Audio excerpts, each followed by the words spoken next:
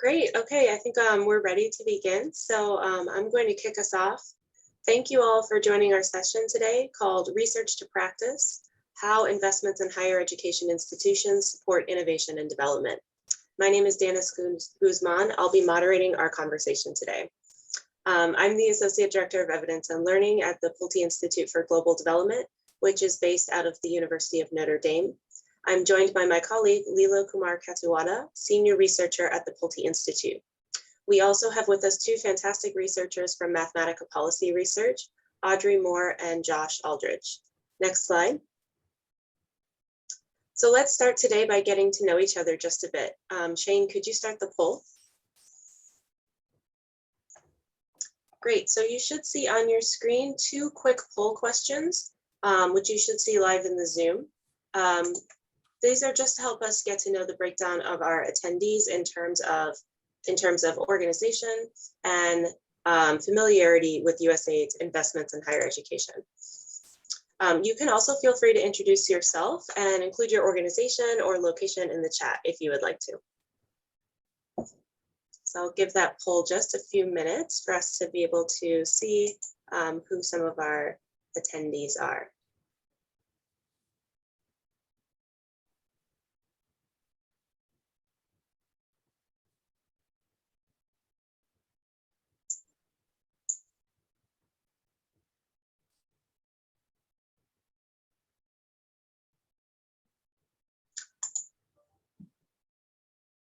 I'm not sure if I'm supposed to be seeing the results or not, but is anyone else seeing the results?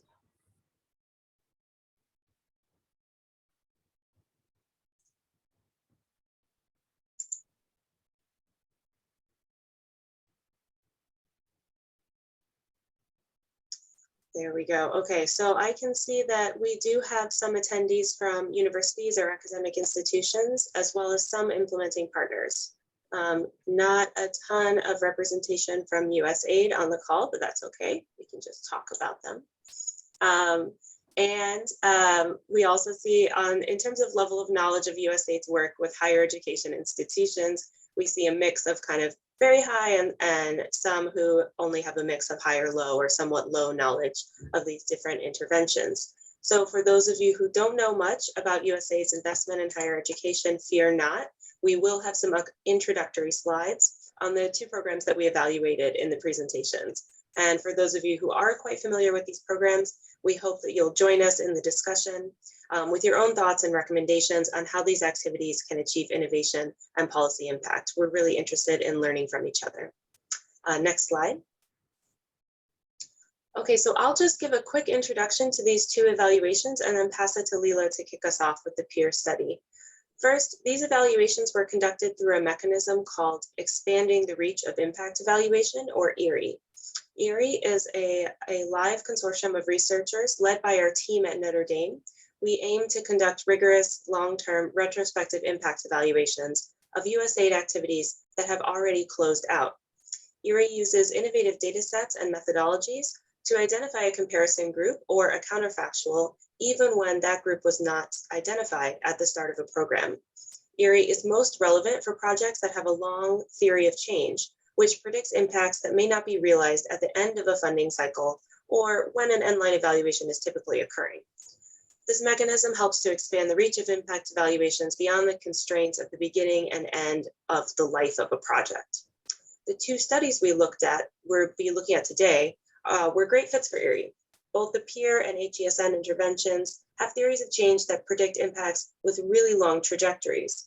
For example, for the peer study, we aim to understand if the program affected academic output, career progress of the grantees, and finally, policy change as a result of the studies. These research questions really demonstrate why a long-term evaluation was key for our design. In the literature review we conducted, we saw that the timeline for policy change, which was one of our outcomes, is not measured in months, but sometimes in years and sometimes even in decades. I know that we have some academics here on the call. We certainly know how long it takes to produce academic output, such as peer-reviewed publications, and how long it takes to progress in one's career in this sector. These are some of the reasons why these programs really require a long-term or retrospective impact evaluation. So that's just some framing of why we were really excited to engage in these two evaluations and look at the longer term impact of these programs. So I'll hand it off here to Leela, who will be presenting on the evaluation of the peer program. So over to you, Leela. Thanks, Dennis. Hello, everyone. My name is Leela Ghatioda, and I'm going to share the findings of our peer evaluation. And peer stands for Partnerships for Enhanced Engagement in Research. As my colleague Dennis mentioned, this evaluation was carried out through ERI, and Notre Dame led this evaluation. We conducted this evaluation in 2019 and 20. Next slide, please. First presentation outline. This is my presentation outline for today's presentation. First, I will present the peer's background. Especially, I will discuss how does peer work. Then I will present our main research questions for this evaluation. Then I will talk about the design and method we used to collect data. Then I present the major findings. And finally, I present the programmatic and study-related recommendation. Next slide, please. Now, peer overview. Peer grants are provided to the researcher in low-income countries on the topics importance for USAID and stakeholders, mostly around development issues like agriculture, health, climate change, water resources, and so on. Peer is implemented by the National Academy of Sciences, NAS, with financial support and guidance from USAID. A typical grant range from $40,000 US to $80,000 US per year. So far, over 300 projects are funded in over 50 countries, and with the total amount of over $100 million. Next slide, please. Let's briefly talk about peer model. How does it work? You can see three distinct actors in this model. There are supporting stakeholders in the middle, that includes USAID, NAS, and university administration, where the researcher is from. The university support system provides various support like account keeping or procurement and others to the peer researcher, and USAID and NAS provides money and guidance. There are supply side stakeholders who get support, mostly money from supporting stakeholders to conduct research, and they are PIs, principal investigators, and co-PIs in university and research institutions. The supply side actors also directly collaborate with the demand side stakeholders. There are demand side stakeholders on the right side who need data or technology generated by research to make policy or program level decisions. And they are local government people, USAID mission, local communities, etc. All three entities work together for the success of a peer research. We included all three stakeholders in our evaluation. That means we reach out to all three types of people during the data collection. Next slide, please. Let's talk about our research questions. This is an ex-post evaluation that only comprise peer grants first through fifth cycle, as these grants are already completed, so that we can assess their long-term impacts. Our 6 research questions look at peer grants, their output, and policy impacts, including factors that increase the likelihood of policy applications. We look at capacity-related outcome at the institutional level and the type of evidence that influence policymakers. Capacity means the ability to produce policy-relevant result in the form of technology or process. We also examine if there are any regional differences in motivational factors for applying for peer grants. Our research is based on theory of change, which assume that it takes some time to translate the research findings into the policy change or policy application. The rationale is the findings that are shared through different mechanisms, like published paper or conferences, need some time to get noticed and apply in the policy front. Next slide, please. method used. We used mixed method, so our data comes from variety of sources. First, we conducted document review of the peer program that includes grant application, a peer midterm evaluation report to see what type of evidence are coming out, and a performance evaluation sheet. Second, we used application data, and this data comes from peer grant applications on the gender of the applicant, application field, that is the research field, amount of budget requested, and reviewers' score of applications. We used a quasi-experimental design to create a counterfactual group by including those peer grant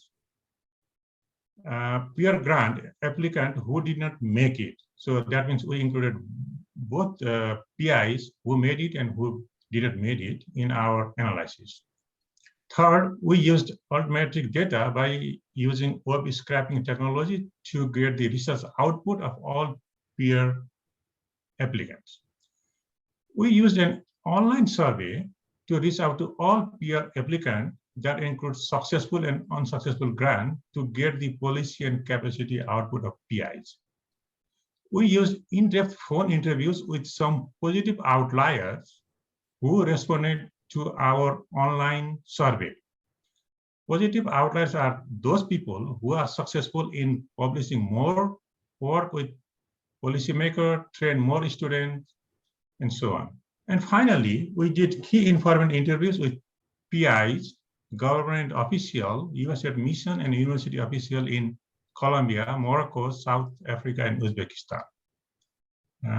Next slide, please. Now, findings. Next slide, please. First, generation of new knowledge. We found there was no effect on the production of training materials, academic output, and policy-related documents when we compare the outcome of peer and non-peer researchers. Actually, there were negative effects of the production of patented technology based on the survey data and altmetric data when we compare the results by peer and non-peer researchers. Non-peer researchers are those who applied for the peer grant but did not make it. We find some evidence of boosting altmetric attention score when data was analyzed as a panel examining prior to the peer grant and after the grant, but the increase could not sustain after a while. Next slide, please. Let's talk about factors increasing programmatic and policy change. What we find is if the PI has a strong relationship with government people and other stakeholders, that helps to increase the prospect of programmatic and policy change of the peer output. If the research subject expands beyond the journal articles into programming for local and national community, that also helps to increase policy ability. For example, working on a localized problem of wildfire in case of national park in South Africa, where the researcher work with the national park staff to find solution of wildfire there that has like practical application in solving wildfire issue. And if there is continued support from administrative staff at the university, for example, if university support staff help in keeping the account or procurement process, this helps to conduct the research and produce the output efficiently. Next slide, please. Now, career advancement. We also examine the PS grant and its impact on researchers' career advancement or development. Our quantitative data shows peer researchers are 11% more likely to get promotion or increase in salary compared to non-peer researchers. From our qualitative data, we also get some insights on peers' contribution to research and output. It's basically peers' support in acquiring equipment to do high-quality research and providing infrastructure for data analysis within the government system. Next slide, please. Perceptions of impact and capacity. Peer researchers give credit to peer for various aspects of their career growth. That includes leveraging new funding, communicating with policymakers, or being recognized as a lead person in the area, to name a few. However, attracting more students was not perceived as a huge contribution of peer. On an average, they work with 3 students for our qualitative data. One explanation of this could be the fact that the peer researcher focus more time on research and they recruited only those students that peer grant can support. Next slide. Now let's talk about recommendation. Based on our findings, we have identified them as collaboration-related and capacity-related recommendation. First, collaboration-related recommendations. In the in-person interviews with PIs, we heard that there was a limited connection with local USAID officials, so they want to have increased interaction and collaboration between USAID staff and PIs. Also, there was a need to involve the host government and USAID staff at the proposal stage and beyond, so PIs could apply research that directly support the development of policy priorities of that country. We also suggest supporting government to build their capacity to analyze data in order to create effective evidence-based policy. Organizing a workshop with peer researcher and government line ministry or department would help to identify the problem and come up with the practical solution. We also heard a lot of suggestions on how to make peer research contribution sustainable, including funding post-grant activity. We recommend working with host government to build upon a system to sustain research post-peer grants. Next slide, please. Now, capacity-related recommendations. The funded project should be high policy relevant research so that they will attract the attention of policymakers and it will have higher policy application. For this, support principal investigators to form policy suggestions that would have greater success of uptake. Also mentioned earlier, increase the interaction and collaboration for the increased utility of research between USAID staff and PIs.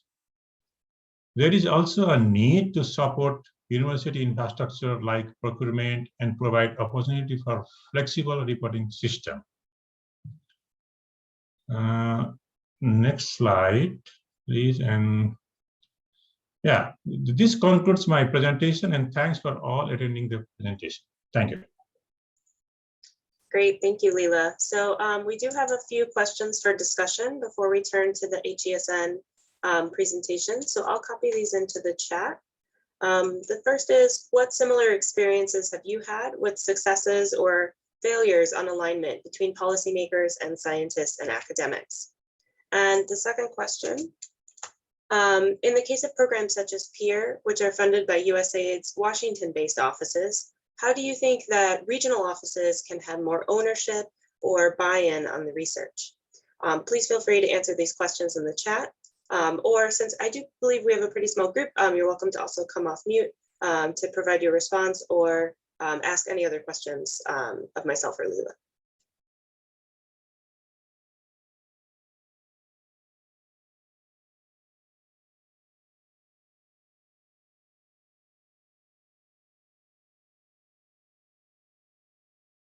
And if we have no questions, that's fine. I think we have another presentation and we can maybe discuss both at the end. That's no problem. So I'll just leave those questions in the chat. Please feel free to also ask additional questions if you'd like through the chat while our next presentation is getting started. So I'll go ahead and pass it to Josh and Audrey for their presentation of the HESN program. Thank you. Thank you, Danis. Welcome, everybody. My name's Audrey Moore, and I'm a senior researcher at Mathematica, along with my colleagues Josh Muth-Aldridge, who is a research analyst, and Adit Felix, who is a researcher. That comprised our team, we looked at how USAID investments in the Higher Education Solutions Network paved the way to innovation and development. So Josh and I will be talking a little bit about some of the findings and recommendations that came out of that study. So I'll go ahead and talk a little bit about the HESN program and give an overview of our evaluation, and then I'll turn it over to Josh to talk about the contributions to research, innovation, and development. And then we can come back to any questions or feedback, thoughts that folks from the audience have. So HESN was a project that was awarded in 2012 with the purpose of spurring research and innovation around complex development problems. The goal of HESN was really to create an interdisciplinary network of development labs based in universities that could help solve distinct development challenges. It was a cooperative agreement between USAID and a series of higher education institutions, each of which had its own development lab. These labs were intended to serve as a virtual center of knowledge to help build the capacity of scientists, researchers, students, and innovators to really engage in international development.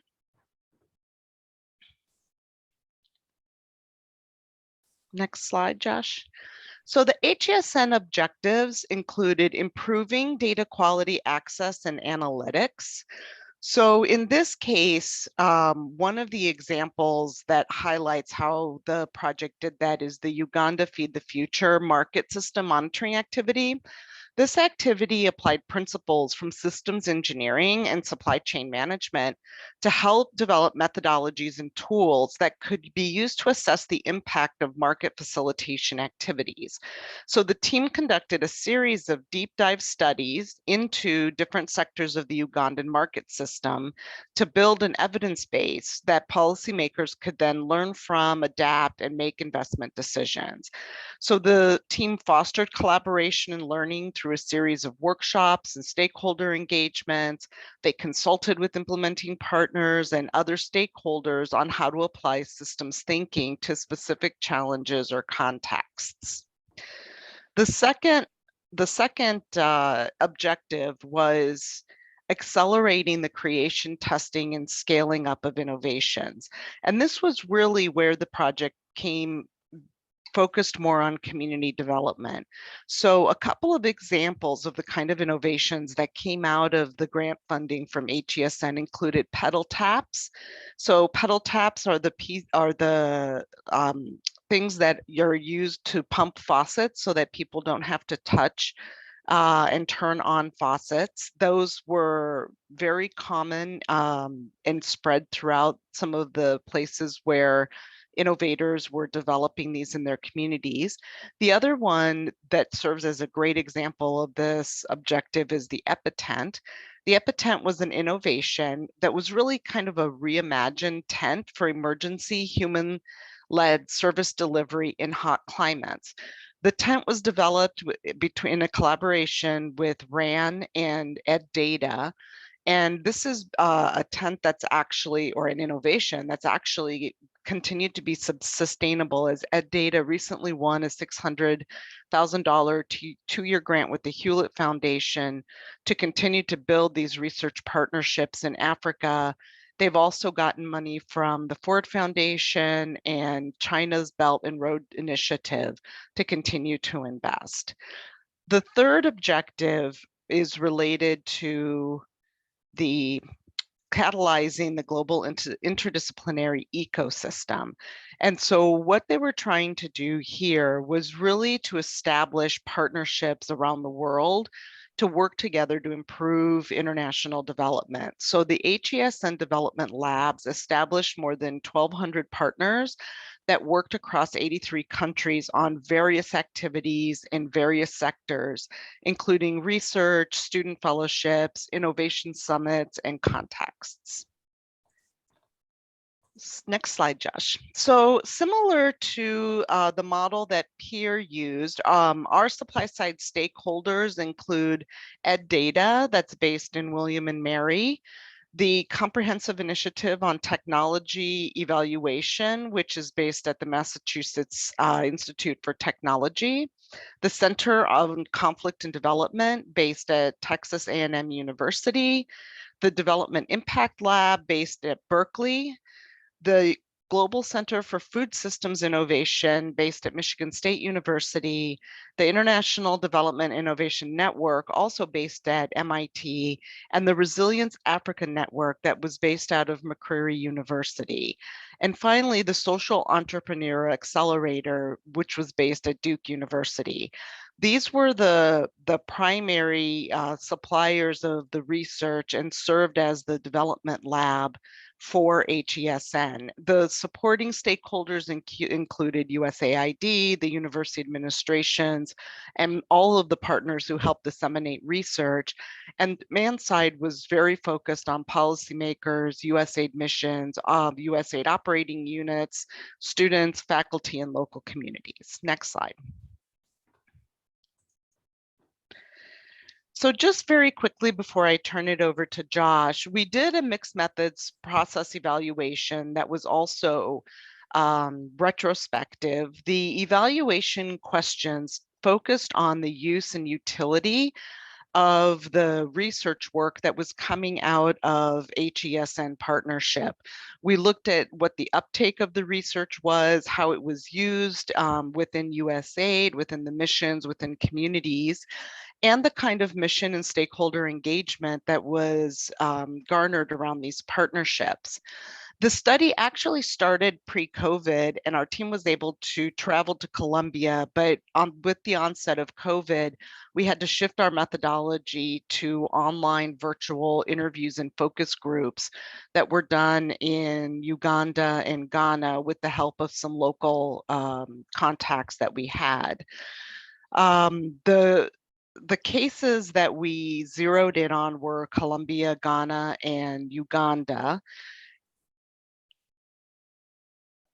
And we collected more than 124 documents that we reviewed, 40 administrative data sets from all of the development labs, and we conducted more than 73 key informant and focus groups virtually and in person to inform the findings. So with that, I'll go ahead and turn it over to Josh.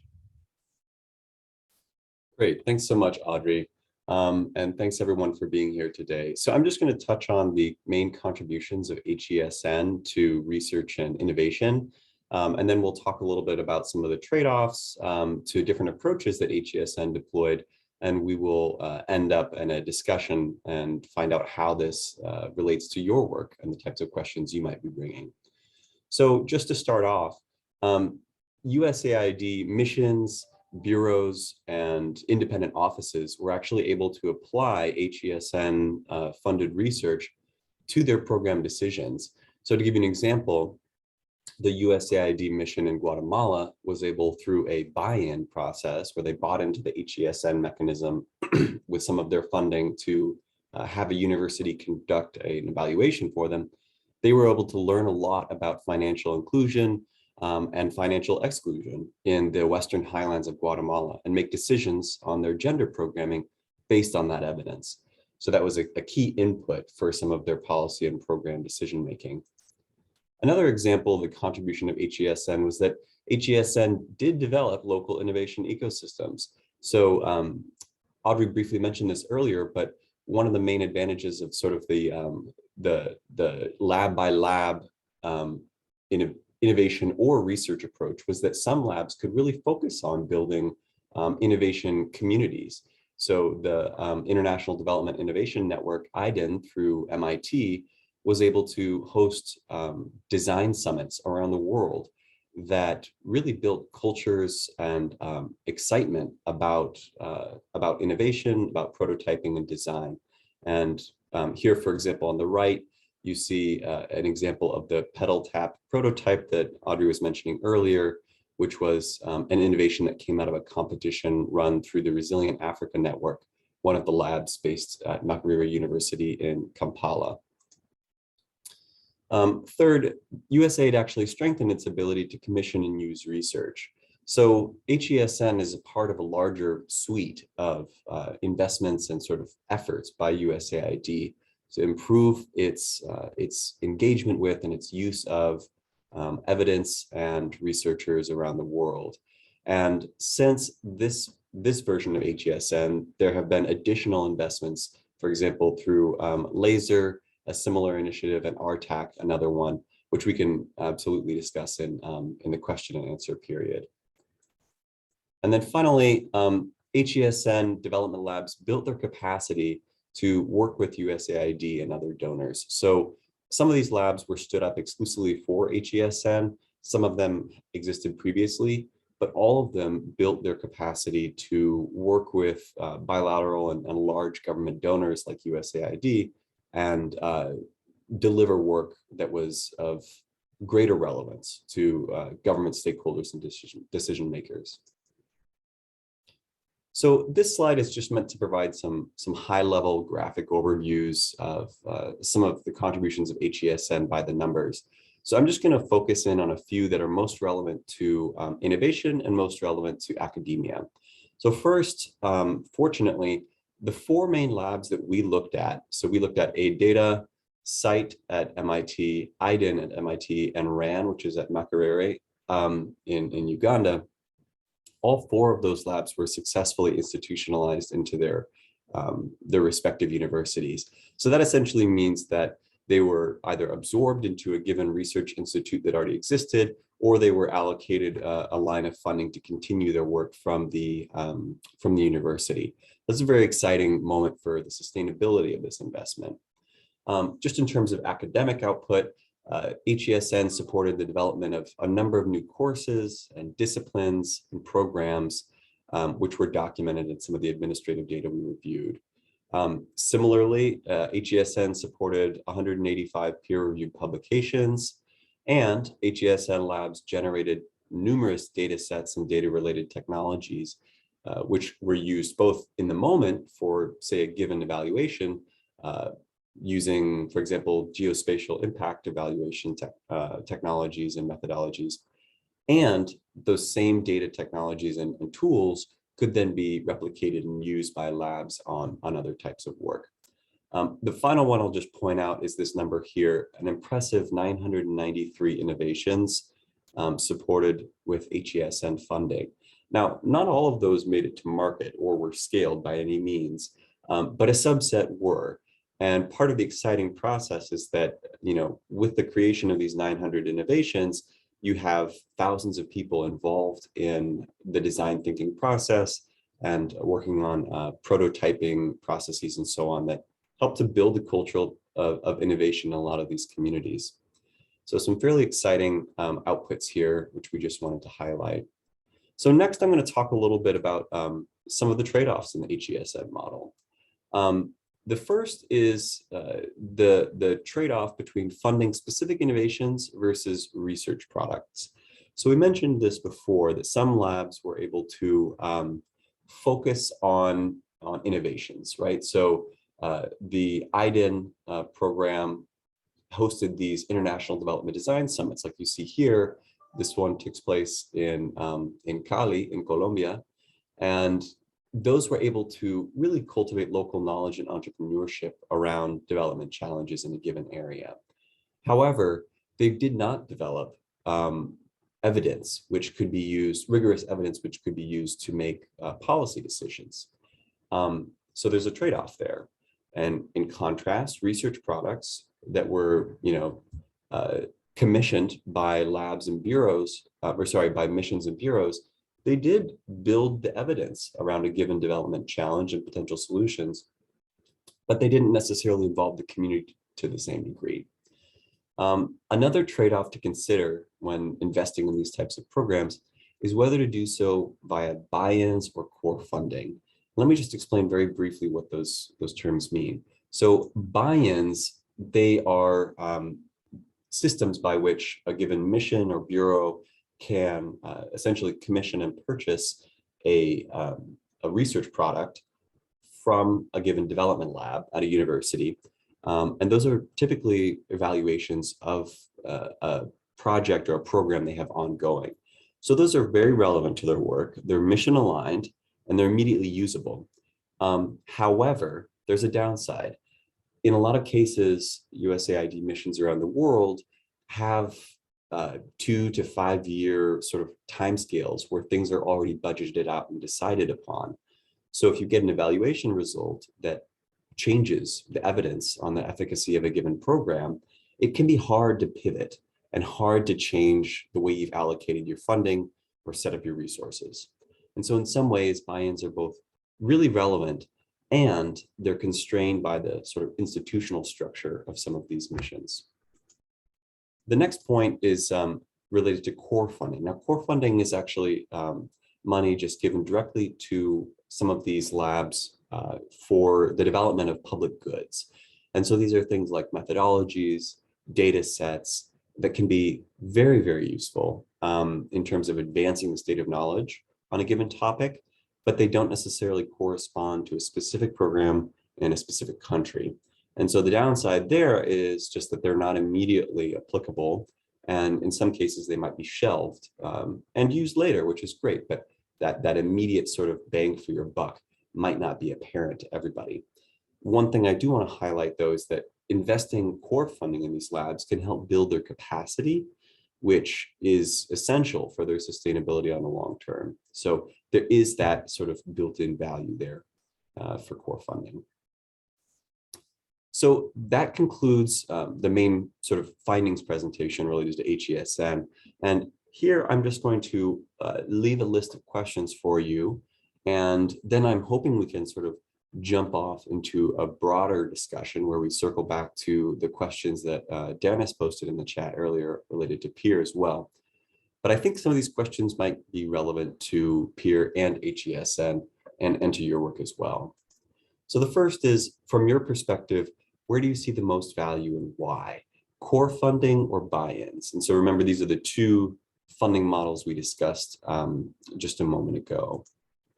The next question is, where do we turn to the private sector for sustainability of innovations, and where do we rely on pure research at universities? What are the costs and benefits for each? Just keeping in mind, for example, that some of these innovations, which might be born through a university-hosted competition, if they don't have private investment, they can't reach scale and get to market. So where does the private sector fit in? Then I'm curious what kinds of investment design suggestions you might offer. So do you have thoughts on the best way for USAID to invest in university research capacity or in university innovation work? And then what balance of public goods research and innovation versus the mission-driven investments should be sought? So this kind of relates back to the core versus buy-in question as well. And then finally, in terms of institutional challenges, like, for example, the incentives of faculty at a university to engage or not engage in certain research, or the example we have here, contested ownership over the research agenda, how can we address or at least acknowledge and overcome some of those institutional challenges that might be faced in this area of research and innovation? So I realize that's a good amount of questions to think about. We could spend a lot of time on each of them, but I'm curious, based on your experience and coming from the background that you do, we saw in the poll a lot of folks from academia. What is your take on some of these questions and some of the questions that Dan has posted earlier in the chat as well? So I will leave it there, and we can kick off a short discussion.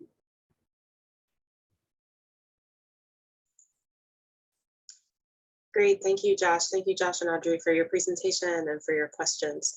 As Josh said, we'll leave it open to any of your thoughts or responses. Please feel free to answer these questions or to come off mute. In addition, if you have any questions for us about the content of either presentation, those are welcome as well.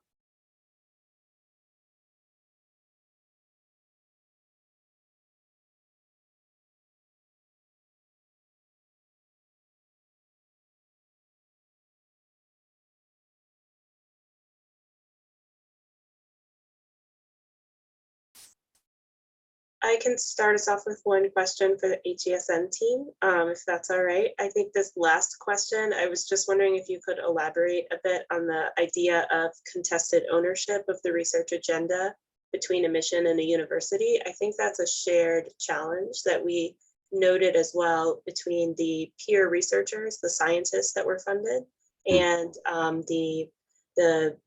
actually for us, it was more about getting mission buy-in, really about making sure that there was good communication between the mission and the researchers. So wondering what your experience was there. Sure. Yeah, that's a great question, Dennis. And this was something that we recognized with a few different research efforts where missions that may have commissioned a given research product from a development lab ran into differences of expectation in terms of what the product should look like and what it should be used for.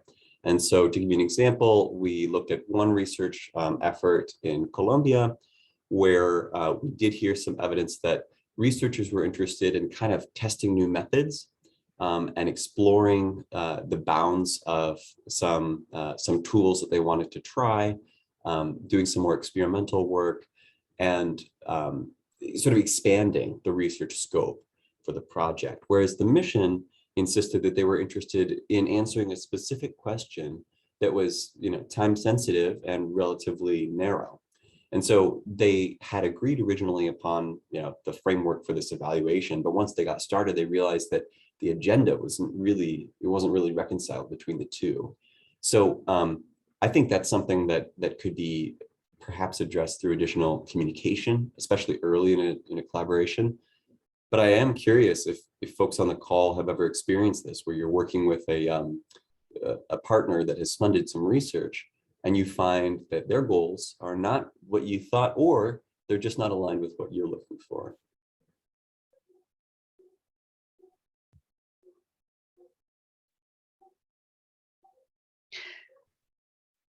I would add that one of the things that we also found and recommended is that in cases where the development labs work closely with the mission to design the different activities, it tended to go more smoothly.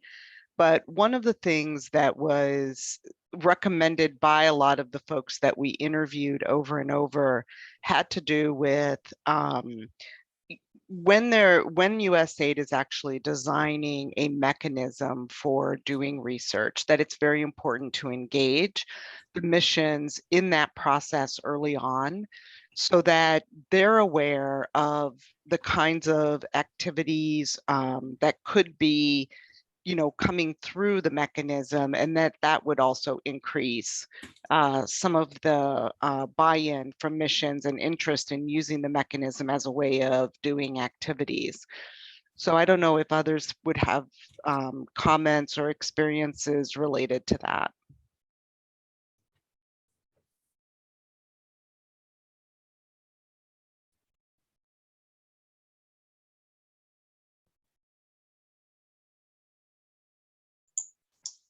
I'm leaving some silence in case anyone would like to jump in. So sorry for the awkward pauses, but I would also agree, Audrey, that I think that's something that we noted as well in our visits with the mission for the peer research, was often that sometimes the mission themselves were not so aware of the topics that were being researched, even if they were fairly relevant to the mission's own strategy or agenda. And I think some of that was because of this perception that the funding was coming from DC, and so therefore they didn't get to have so much direction in where the research was going. And we also saw that that could be improved through earlier communication with the missions. And there could be some creative ways of thinking about how to have those communications. I know missions are often quite busy, and so finding ways to even have, maybe posters or displays or some other way to get information out about at least the topics of the research so that they can be utilized by policymakers at the different missions. Leela, would you have anything to add to that? No, I didn't. Thanks.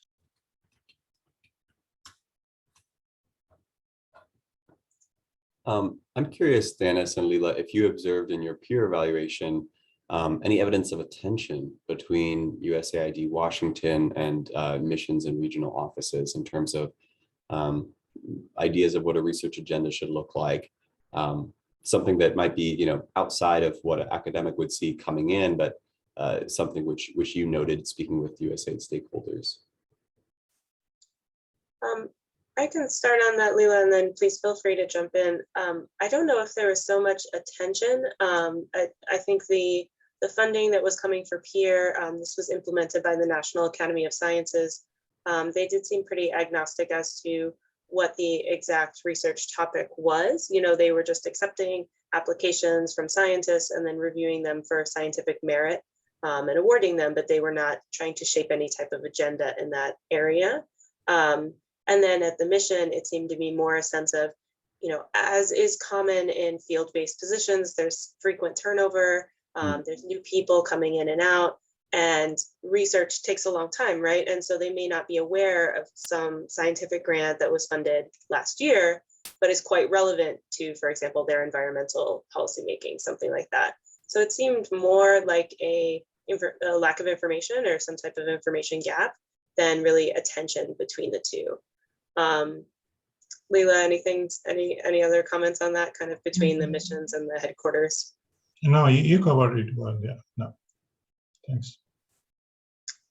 I think that I did notice some tensions, I would say, between the scientists themselves, who would mention that their research was quite relevant to national policymaking, and just a kind of frustration that possibly their national policy agenda wasn't focused on the issue that was at hand for them.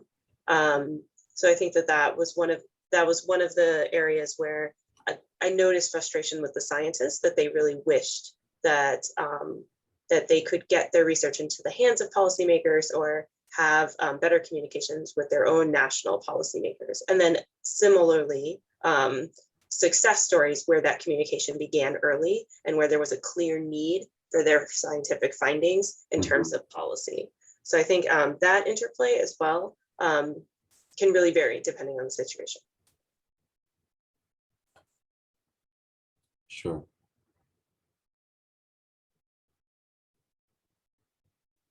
But would love to hear from anyone in the Zoom, anyone who's listening in.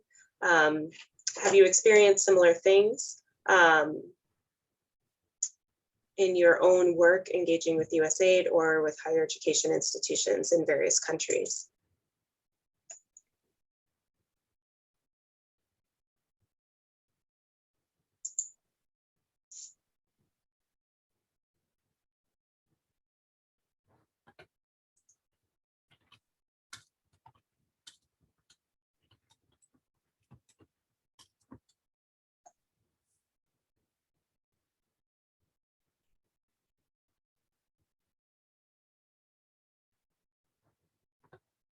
Audrey, I think you might be muted. I am on mute, sorry. I'll throw out another question for the peer team. Just in terms of the balance between the kinds of public goods research and focus on the career development that you saw in peer versus more of the development of innovations that maybe was a bigger focus of the HESN projects versus mission-driven investments, where do you think that balance should be, especially when the goal is to contribute to international and community development? What role do each of those pieces play based on your experience of evaluating peer? Leela, do you want to start? I've been talking too much, probably. Go ahead. Yes, so one of the things that was coming out from the PIs was that the agenda they set for the research sometimes doesn't align with the government priority, meaning the area or the topics that those grants are funded are already set in like DC, and sometimes there is like non-alignment with that, and they want that to be changed so that it should be focused on what is the real problem there and what is the priority of the host or local government there, right? So there was some disconnect there. So they want to address that issue. And another thing that they wanted to, as we discussed earlier, is they want to more like involvement of the mission in those type of grants. So there is like the non-existence type of collaboration or communication between the PIs and the local mission. So they want that like to be changed. So that those are the things that we heard. And what else? I don't know. Dennis, you want to add something? Yeah, I think we also noticed that we did have this kind of surprising to us a negative finding on the side of patents, which we were a little surprised to see. But then you know, we kind of looked at what the agenda of the peer programming is, and it is to fund innovations, but also innovations that do have this policy related aspect. And so that, you know, maybe in comparison to their peers or to their colleagues who did not receive the peer grant, but maybe went on to receive some other scientific grant, they were less focused on patents and more focused on data sets or trainings and other things like that. So policy relevant output, I would say.